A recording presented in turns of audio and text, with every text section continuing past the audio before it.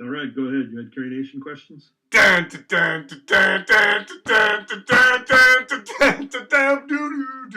Okay, let's talk. Let's talk. What's going on?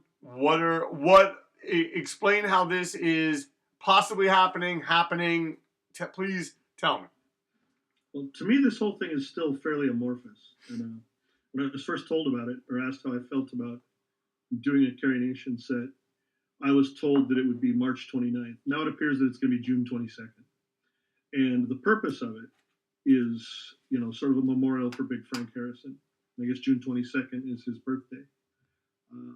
It being a memorial, it being on his birthday, being, sometime after his passing, my understanding is that it is serves some sort of a benefit function. We have not, discussed any kind of compensation. We're not expecting to get paid for it. I would just hope that maybe the organizational details become clearer as we get closer. And I think for things to still be being figured out is really reasonable. We're still 6 months out.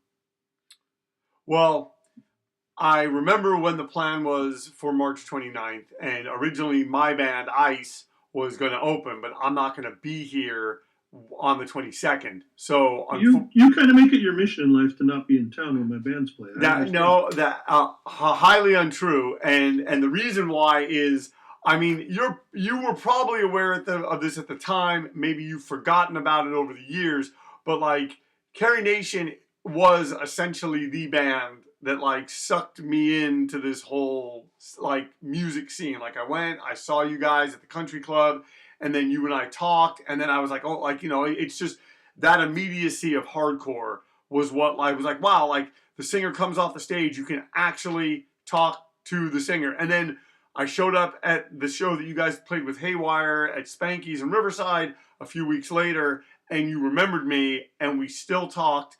And I'm just saying, Carrie Nation was and is a huge band for me. And so I'm just saying the thought that we could have played together, I was so excited about, and I had all this stuff I was wanting to say and be gushing to you on stage.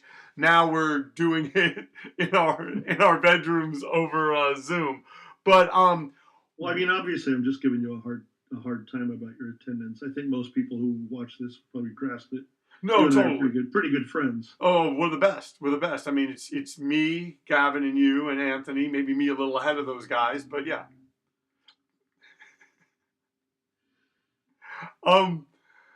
What for you are you thinking about in terms of like, are you excited to be playing with those guys again, with Steve and Gavin, and I believe Loman is going to be playing on bass? Like what are your thoughts about that? Like, what is it, memories that come up at first? Is it logistics? What is the deal? Well, first thing I would say is that it's a matter of answering the call. It's a lot like John Bunch Forever was, and that I may not have had a particularly strong desire to play a no for an answer set at that point in my life, but the class thing to do is to say yes. Now, in the case of Carrie Nation, I'm a little more enthused. I like Carrie Nation's music a little bit more, and I always feel like my vocals matched the temperament of that band a little bit better, even if the lyrics are kind of simple. It's very, very, very fun music to play. I haven't played with Steve in decades, or other than the show in 2009. And, I look forward to it. Yeah, it'll be exciting. And Loman and I and Gavin and I have both played together a ton. So I wouldn't say that that's, something that's painfully lacking in my life. It feels like a fairly recent memory. But then, what comes to mind next? Logistics absolutely come to mind, because Carrie Nation's live set in those shows that you're talking about was always 8 songs long. And 6 of them were good, and the other 2 I can't even remember the titles. So I know what honestly. And think about it. It was the 7-inch, it was Temple Walls and Through You. Then there were 2 more songs. I think one of them was called Thinking of You, but I don't know. Yep, yeah, that was it. About. And I don't know what the other one was. But my thinking is we probably go for those 6 memorable tunes. And I'm going to suggest to the guys maybe doing Man Against Man, because it is on a Nemesis live record and features half the members of the band. And I think it's on the most popular Nemesis live record, on the Iceman Cometh record. So it seems like it might be a nice nod to Frank. If the guys don't think it's a good idea, I won't be heartbroken. The other thing is our set will be extremely short. We're playing high on the bill I think because of Frank's relevance, we're playing very high on the main stage. But our presence is a novelty. It's kind of a, now we'll bring out a couple of guys who Frank played with, and that's great and I guess appropriate and exciting. But knowing who's at the top of that bill, we're not thinking that we're going to go up and have the chops of a Rocket from the Crypt or an Excel or whoever they might be able to pull out of their hat. We're going to be four guys who haven't played together in forever, who have some good hooks and some nice image.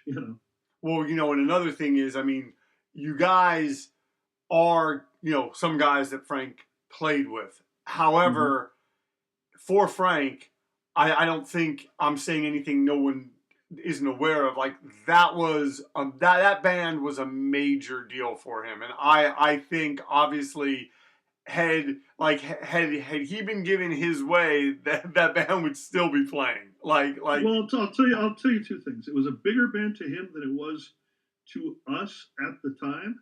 It was sort of his be all and end all. He was incredibly passionate about it, but that passion drove him to raise us to higher, spaces and a higher level of respect than we would have ever, planned on. And that his energy towards it has made it something I treasure more over the year. Let's put it this way. I'm going to lean over. There's only one of my bands hanging in my living room. It's the band is not a joke to any of us. It was just a short-lived thing that was intended as one thing and sort of became another.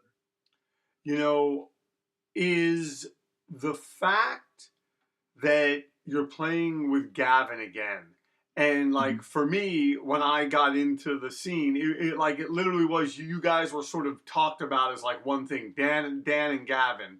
Like, how does it feel that when someone like me hears about this Carrie Nation thing, like what I get a big part of why I get excited is I get the Dan and Gavin, for lack of a better word, magic again. Like, what do you think of that idea? What could be more magical than two giant overweight men in their mid-50s? I get it. I hear you. Playing with Gavin will always be exciting, and there will always be a certain yin yang partnership to him. Like we're within our limited history or limited importance in hardcore, we're sort of umbilical to one another. And I look forward to another round of it.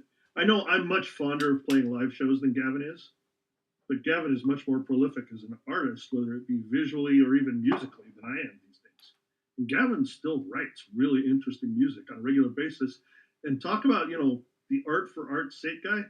Gavin writes a great deal of music, which he records and tracks just for him to listen to while he paints. Yep. Like, not, what album do I want to paint to today? What album essentially will I record so that I can paint today? He's a unique artist that way.